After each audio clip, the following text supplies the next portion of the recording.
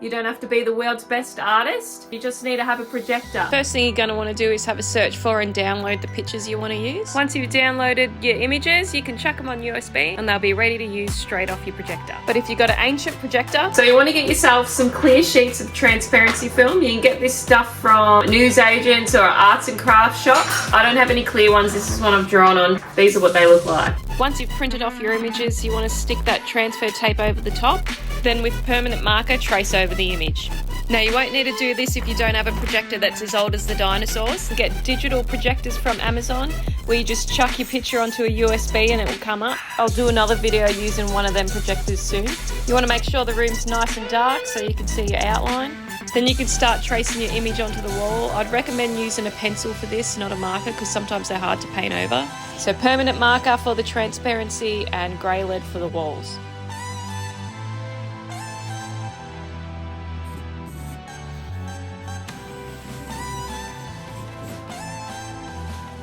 All my images are on the wall now, so it's time to paint. I just went to Hammer Barn and got some of the acrylic paints that they had there, but I'm sure you can get any acrylic paints from arts and crafts shops or any hardware stores. Now, a big mistake I made is not putting a white base coat down first. Next time I do a mural, I'll definitely be putting a white base coat down, but I just had to give it a few coats of paint. Billy was only in daycare for 5 hours, so I was in a mad rush to try and get it all done before she got home. The night that I painted her room, I thought, I might just chuck a video up of it on TikTok, and it ended up going viral, same with on YouTube.